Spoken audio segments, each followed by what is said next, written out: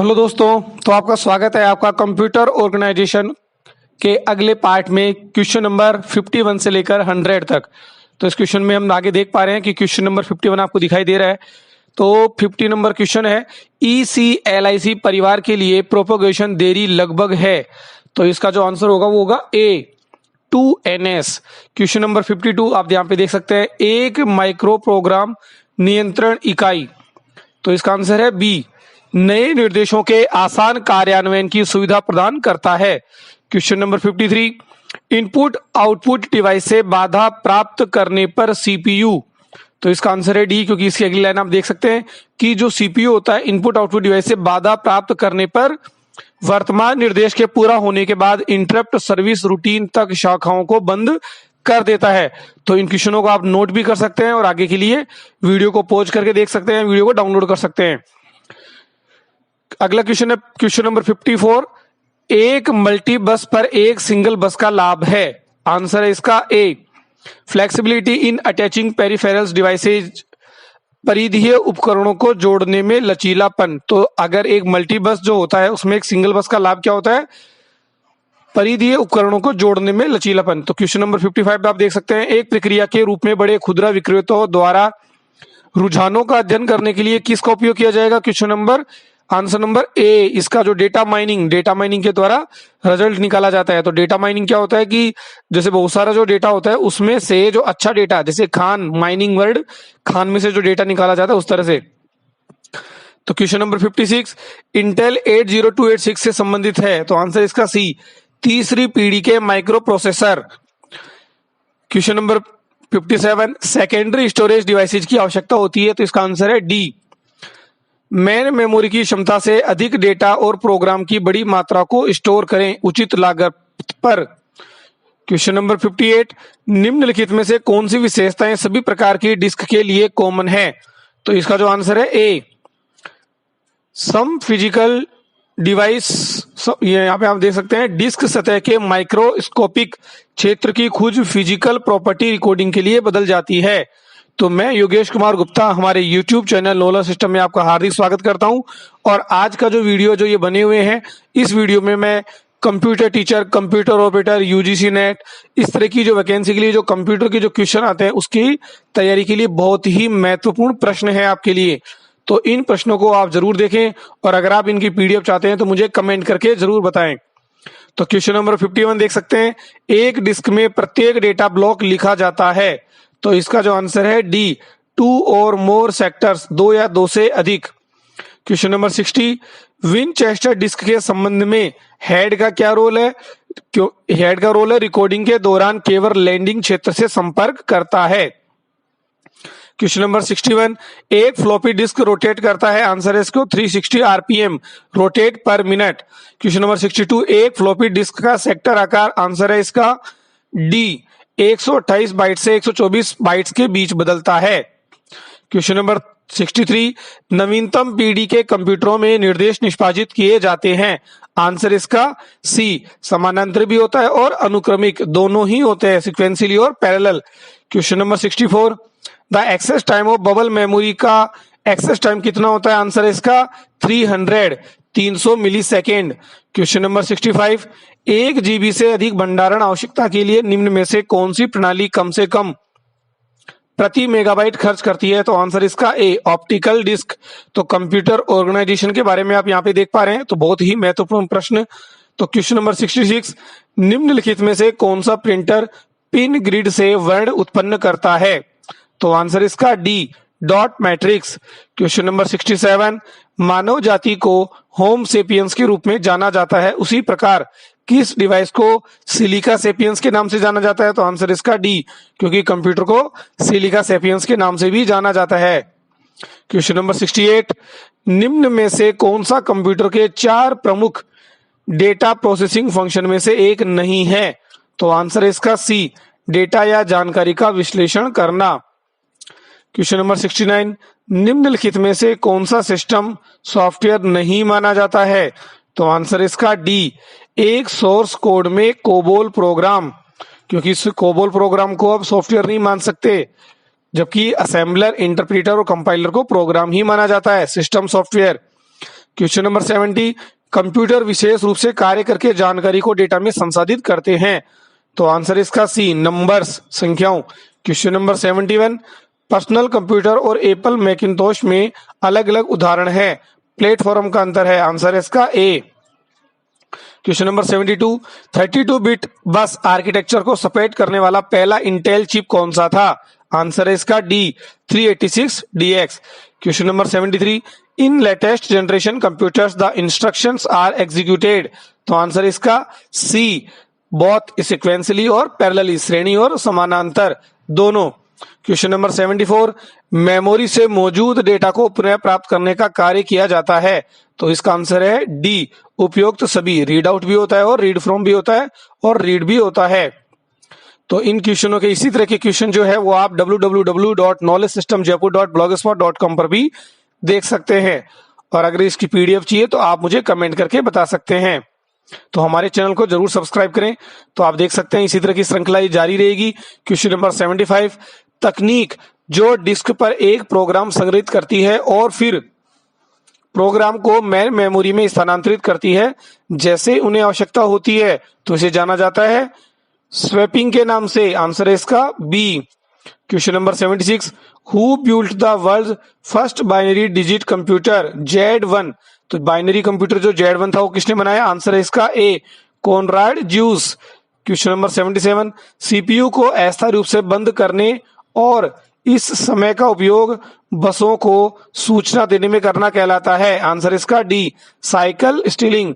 Question number 78, black box संबंधित होता है। आंसर इसका ए, एनकैप्सुलेशन। जैसे ब्लैक बॉक्स होता है उसके अंदर कवर कर दिया जाता है, कैप्सूल मतलब कि पैक कर देना, black box means encapsulation. Question number 79, micro processor के बारे में गलत कथन का चयन करें। तो आंसर इसका डी।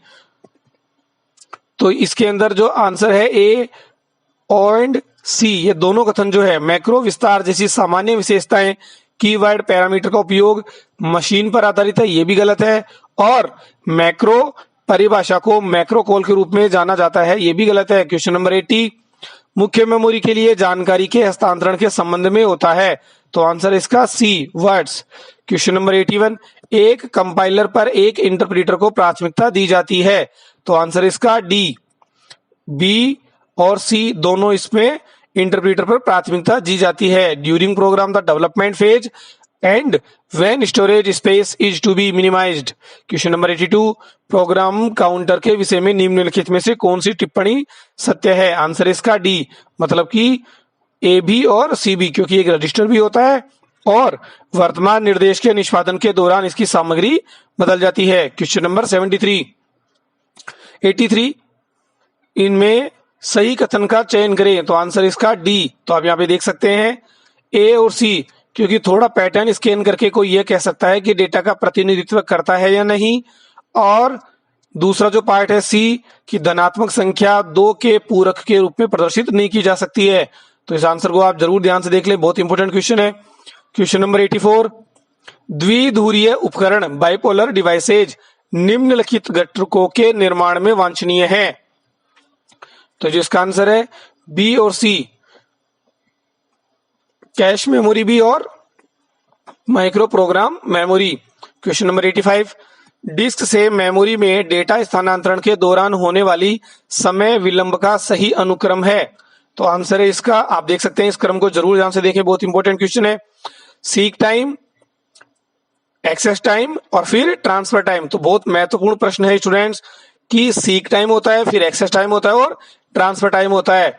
तो इन वीडियो के आप क्वेश्चनों को पॉज करके आप इन क्वेश्चनों को नोट डाउन भी कर सकते हैं और इनकी आवाज को भी आप सुनकर इनको क्वेश्चनों को याद कर सकते हैं। बहुत ही इंपॉर्टेंट प्रश्न है कंप्यूटर ऑर्गेनाइजेशन से संबंधित। क्वेश्चन नंबर 86, रन टाइम पर मेमोरी एलोकेशन आवंटन का प्रकार है। तो आंसर इसका बी, डायनेमिक मेमोरी एलोकेशन, गतिशील स्मृति आवंटन। Question number 87, multi programming system है। तो इसका आंसर है यहाँ पे तीनों चीजें होंगी, जिसमें वह कंप्यूटर सिस्टम जो कंप्यूटर को बहुत से उपयोगकर्ताओं को एक साथ प्रोग्राम चलाने की अनुमति देता है, वह कंप्यूटर सिस्टम जो विभिन्न समय पर एक समान प्रोग्राम चलाने की अनुमति देता है, और वह कंप्यूटर सिस्टम जो एक समय में विभिन्न प्रोग्राम चलाने की अनुमति देता है। तो इसका आंसर होगा सी, यहाँ पे लिखा हुआ नहीं है, लेकिन इसका आंसर आप सी नोट कर लें। वह कंप्यूटर सिस्टम जो एक समय में विभिन्न प्रोग्राम चलाने की अनुमति देता है। यहाँ पे थोड़ा बाई मिस्टेक है, 11 लिखा हुआ है, लेकिन इसका आंसर ये इसी का दिया हुआ है। Question number 88, the modify operation is the likely to be done after, संशोधित संचालन के बाद होने की संभावना है। तो आंसर इसका बी, लुकअप। क्वेश्चन नंबर 89, निम्न में से कौन सी सीपीयू की गति को मापने के लिए किया जाता है? आंसर है इसका D, kbps, kilobyte per second. Question number 19, AF signal और आरएफ तरंग को मिलाने की प्रक्रिया को कहा जाता है? आंसर इसका ए, मॉड्यूलेशन। सूचना प्रौद्योगिकी में एसोसिएटिव मेमोरी को क्या कहते हैं? आंसर इसका सी, कंटेंट एड्रेसेबल मेमोरी। कंप्यूटर के संबंध में वेटवेयर क्या होता है? आंसर इसका मानव मस्तिष्क। तो यहाँ पे आप इंपोर्टेंट ध्यान रखिए, वेटवेयर का मतलब होता है मानव मस्तिष्क। क्वेश्चन नंबर 93, इनमें से कौन गणना का कार्य नहीं कर सकता? तो आंसर इसका सी, प्रिंटर गणना नहीं कर सकता है, जबकि कैलकुलेटर, कंप्यूटर और मोबाइल फोन में आप कैलकुलेशन कर सकते हैं।